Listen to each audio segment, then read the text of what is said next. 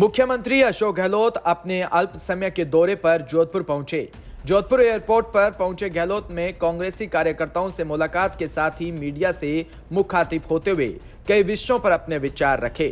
गहलोत ने दिल्ली में ईडी की पूछताछ को बौखलाहट बताया। साथ ही अपने भाई अगरसैन गहलोत के यहां सीबीआई की कार्रवाई को भी राजनीतिक द्वेष का नाम दिया। इसके अलावा देश में हिंसा और अराजकता माहौल की बात कहते हुए उन्होंने केंद्र सरकार की हठधर्मिता को जिम्मेदार ठहराया। गहलोत ने कहा कि मोदी सरकार अहम में है, इसलिए अपने मनमर्जी से काम कर रही है।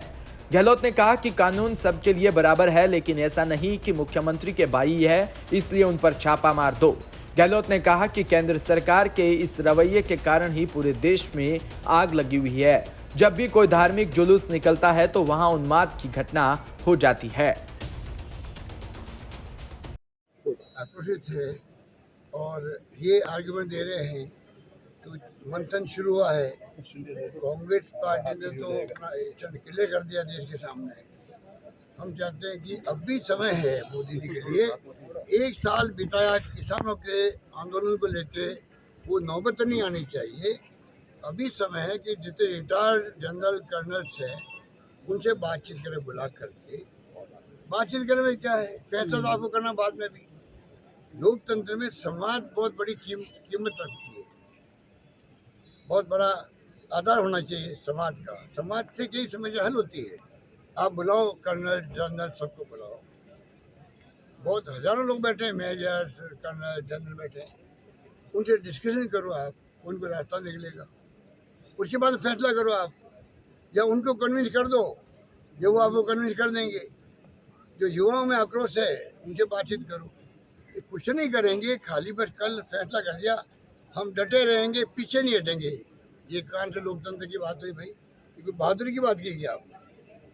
कल जो फैसला किया, नहीं हम तो पीछे हटेंगे नहीं, ये कोई बहादुरी नहीं उनकी, ये उनका घमंड अहम बोल रहा है। उनको चाहिए सबसे बातचीत करे, कोई हल निकालने का प्रयास करे। आग लग रही है, बोगियाँ जल रही है, करोड़ों अरबों का नुकसान हो रहा है, ये देश की संपत्ति है। आग उनके दिलों में लगी हुई है, वो बाहर आ रही है। ये नौबत क्यों आए? हम युवाओं से कहना चाहेंगे, ये रास्ता नहीं है। आप शांतिपूर्ण तरीके से आंदोलन करें, धरना दें, प्रदर्शन करें, परंतु ये नौबत नहीं आनी चाहिए। पर ये नौबत ये भड़का रहे लोगों को। अब क्या कह दिया, जिन लोगों ने भाग लिया है आंदोलन में उनको हम लोग एंट्री नहीं देंगे। भड़काने वाली बात कर, ये भड़काने वाली बात करें। ये राज करना, शासन करना जानते ही नहीं है, क्योंकि जनता ने बैठा दिया है, चला रहे हैं। अर्थव्यवस्था डूब रही है देश की, जो परवाह नहीं है। रुपया 60 रुपये था पहले $1 का, अब 78 पहुंच गया वो। इनको समझ ही नहीं कि डॉलर जो है 60 का 78 पहुंचने के मतलब क्या होता है, मायने क्या होता है, एक्सपोर्ट इम्पोर्ट की क्या स्थिति देश के अंदर, इनको कोई मतलब नहीं है, ना ये समझते हैं।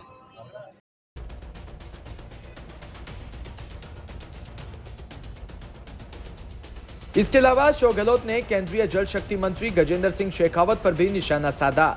इसके साथ ही कांग्रेस प्रदेश अध्यक्ष गोविंद सिंह डोटासरा ने भी जल शक्ति मंत्री पर निशाना साधते हुए कहा कि मैं राजस्थान से बड़े मंत्री है, लेकिन कोई प्रोजेक्ट अभी तक लेकर के नहीं आए। ईआरसीपी पर कोरी बातें कर रही हैं और 2 बार मंत्री बनने के बाद भी जोधपुर के हाथ खाली है। इस पर गजेंद्र सिंह से जवाब देते नहीं बन रहा।